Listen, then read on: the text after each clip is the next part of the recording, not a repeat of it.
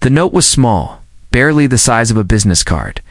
Yet the moment I saw it pinned to my apartment door, my heart skipped a beat. It wasn't the usual please deliver package to neighbor or maintenance notice that I had come to expect. Something about the handwriting made it feel intimate, urgent, like it had traveled through the universe just to find me. I stared at it for several minutes, the paper trembling slightly in my fingers, and wondered if I should even read it. My life for the past year had been a monotony of late-night shifts, empty dinners, and the constant echo of loneliness bouncing off the walls of my small apartment in Nashville, Tennessee. My neighbor, someone I had only ever waved to in passing, had left a message that would unravel everything I thought I knew about my world. Asterisk if you believe in kindness and second chances. Please like, comment, share, and subscribe to the channel. This stories about the unexpected ways lives can intertwine. Asterisk the note read, I know things have been hard. I've noticed you're not alone. If you want, knock on my door tonight. I can help. My first reaction was skepticism. Who writes a note like that to a stranger? Who even notices?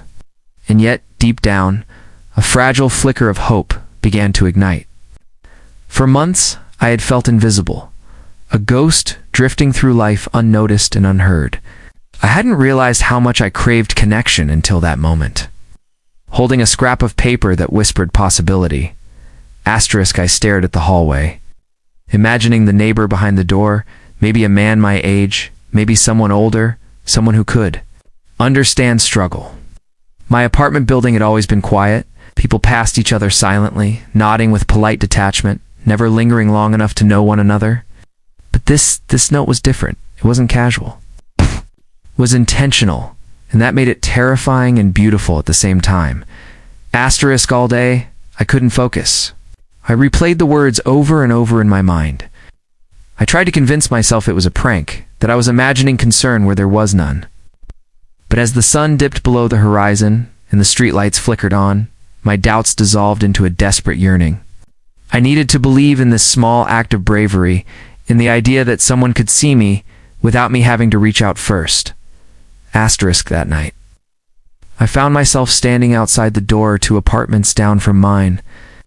My hand hovered over the doorknob, and I took a deep breath.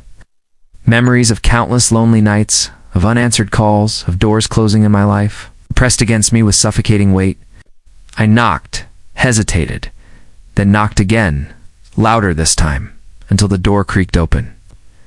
A man in his early 40s stood there, with kind, weary eyes and a faint smile that seemed to carry decades of understanding.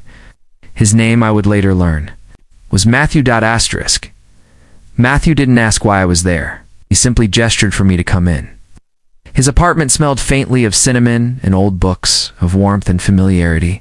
It's a kind of place where a person could feel safe just by breathing. He handed me a cup of tea, and for the first time, in what felt like forever, I allowed myself to breathe, to let the tension that had coiled in my chest unwind just slightly. We sat in silence at first, and it was the most comforting silence I had ever known. I realized that sometimes connection didn't need words to exist.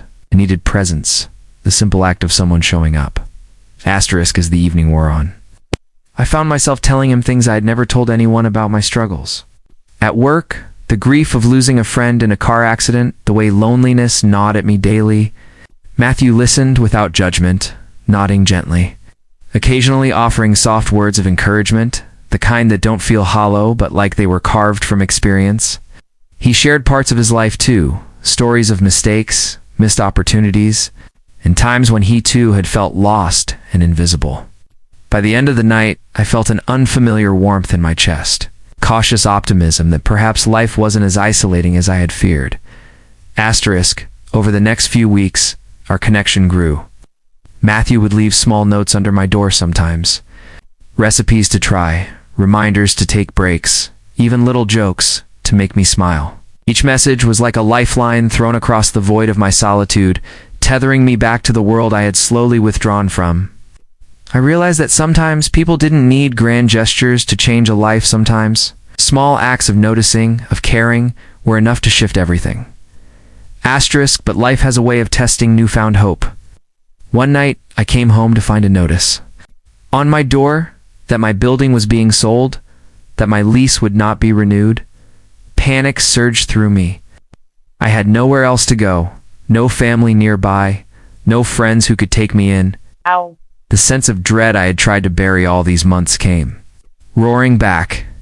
I didn't know how I would survive the upheaval, how I would continue to live when my fragile stability was being ripped away. Asterisk. I opened the door to Matthew's apartment that night. The note from earlier still clutched in my pocket, feeling like a child desperate for shelter. When he saw me, he didn't ask why I looked so distressed. He just held the door wider, gesturing for me to enter. That evening, he offered me a place to stay, just temporarily, until I could figure things out. I remember hesitating, my pride and past experiences urging me to refuse to face the world alone. But the fear of isolation, the weight of helplessness, pushed me forward. And I accepted. Asterisk. Living with Matthew even briefly taught me lessons no therapy session or self-help book ever could. He showed me that vulnerability wasn't weakness, that asking for help was an act of courage, not a failing. He helped me find a new apartment in a neighborhood closer to work, guided me through applications, and even helped me furnish my new place, often laughing at my stubborn insistence to do things alone.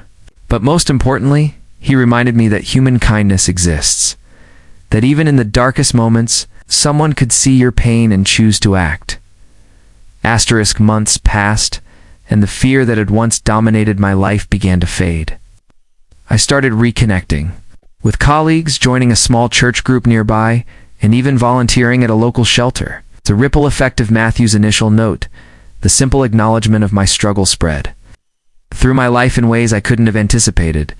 I realized that sometimes a single act of empathy, a single message of hope, could ignite profound transformation. Asterisk. One evening, I found myself leaving a note under the door of a neighbor I had seen struggling but never spoken to. I wrote, "I see you. You're not alone. If you want to talk, I'm here." As I slipped it under the door, I felt the same tremor of hope and fear I had once felt holding that first note from Matthew. In that moment, I understood the true power of noticing, of reaching out, of being willing to step into someone else's life, even when it felt uncomfortable or inconvenient. Life was fragile, uncertain, and fleeting. But kindness, genuine, human kindness, could be a lifeline that kept us afloat. Asterisk. If this story touched your heart, please like, share, and subscribe to support stories that celebrate compassion and second chances. And if it moved you, comment below. Your words might inspire someone else to act, to reach out, to change a life. Asterisk. I think back often to that night when I first found the note on my door. I think of the quiet courage it took for Matthew to write it, and I realize how easily a life can be shifted by a simple acknowledgement. I see you. Care. You are not alone. That note didn't just change my life. It saved me from a spiral. I wasn't sure I could escape on my own. It reminded me that even when the world feels cold and unyielding, there are still hearts willing to connect, willing to bear witness to someone else's pain, willing to stand as proof that we matter to each other. Asterisk. And now, as I live a life infused with gratitude and awareness, I carry that lesson forward. I strive to notice, to reach out, to leave little sparks of hope wherever I can. Because sometimes, all it takes is one message, one small act of courage, to turn despair into possibility. And for me, it all began with a note on my door, a stranger's, hand extending across the void, reminding me that life, no matter how lonely it feels, is never without hope.